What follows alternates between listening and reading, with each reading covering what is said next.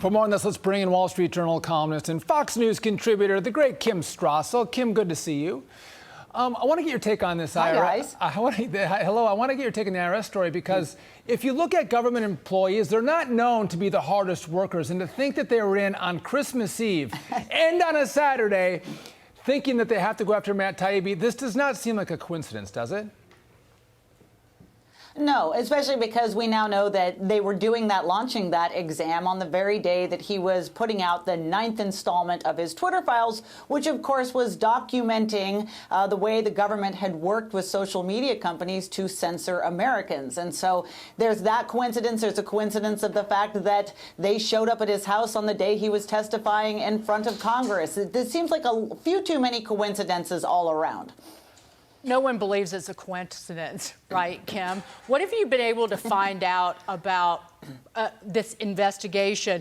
You know, the Pledge of Allegiance ends with liberty and justice for all, and that's just not true by any stretch of the imagination.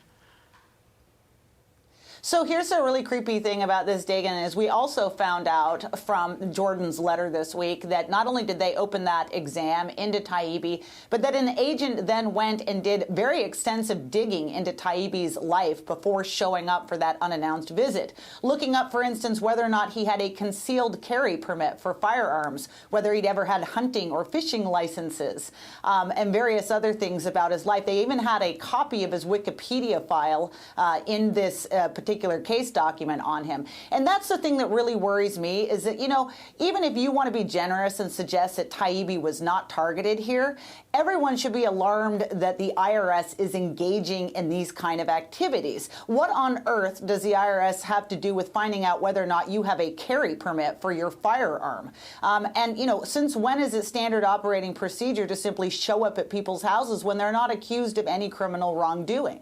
And not only that, the IRS owed Taibbi money. He didn't owe the IRS any money, which is fascinating that they would dig so deeply into his history. But the IRS also has some answering to do for the whistleblower who now says the agency is mishandling the Hunter Biden investigation.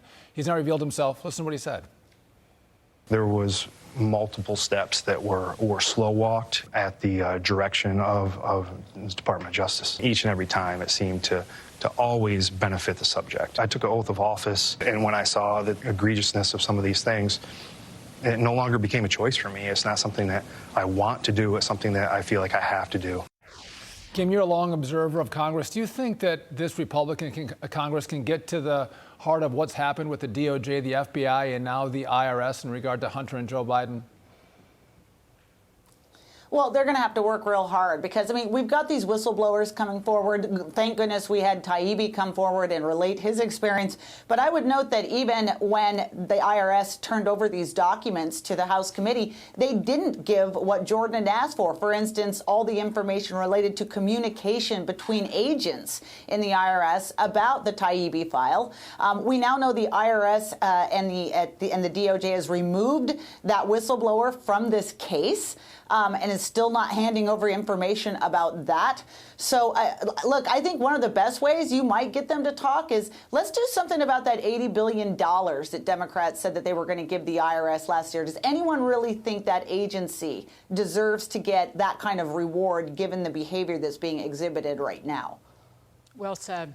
Always well said and well written. Kim Strassel, can't wait to read that column tomorrow. Thank you so much for being here. Thank you. Thanks, Kim.